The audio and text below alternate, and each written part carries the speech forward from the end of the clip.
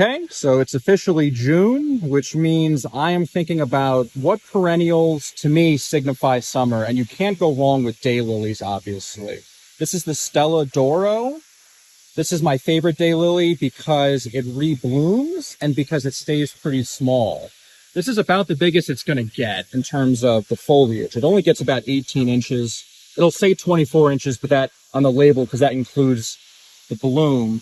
And, you know, look how many blooms in just one daylily. I mean, we're talking serious color here. And the great thing about the daylily also is that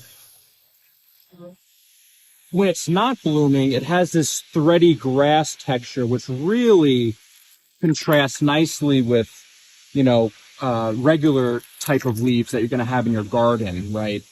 So it really contrasts nicely. It's a little bit of a lighter green, so you even get the color contrast as well as the texture contrast, and just tons and tons of blooms. And, you know, they'll say on the label that you'll need full sun for daylilies, and for the longest blooming, that's probably accurate, but I've had a lot of success planting daylilies in part sun, where you're only looking at a couple hours a day, maybe morning sun.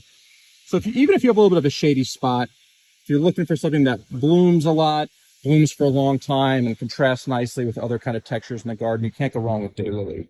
Another summertime classic is the phlox, also known as the tall phlox. Obviously, this isn't your creeping phlox, your phlox subulata. This guy grows tall, it blooms in the summer, unlike creeping phlox, which blooms in the spring. And what's great about this is that they get about 2.5 feet, depending on the variety. There are some that get a little bit bigger, some that are a little bit smaller, but if you kind of have 3 tiers in your garden, it's kind of a perfect second tier. Blooms for most of the summer, very upright, and a lot of these new varieties are mildew resistant. If you've tried phlox 10 years ago, 15 years ago, you really had to be careful with the different funguses it could get, but these new varieties are actually very, very resilient. What I love about phlox is that they do very well in mass groupings. The further you get, actually, the better it looks. So it really catches your eye from a distance. If you want to plant, you know, I wouldn't plant 1 or 2 of these, but I'd plant, you know, 6, 7, 8 of these in a group. And, you know, for all of summer, you're looking at just beautiful, beautiful shades of purples, blues. They also come in whites. So tall phlox, summer phlox, very, very good plant. Lastly, we have coreopsis. Coreopsis is a great summer bloomer, very, very long lasting.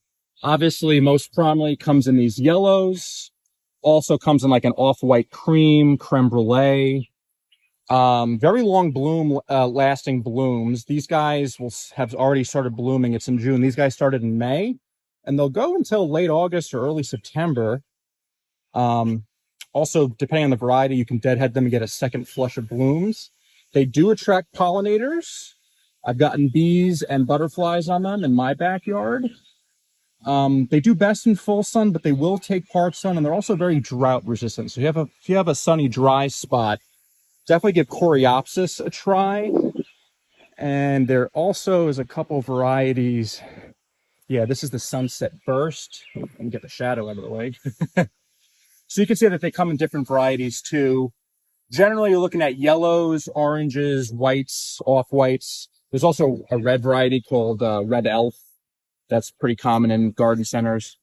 So yeah, coreopsis is another great option if you're looking for something that blooms in the summer.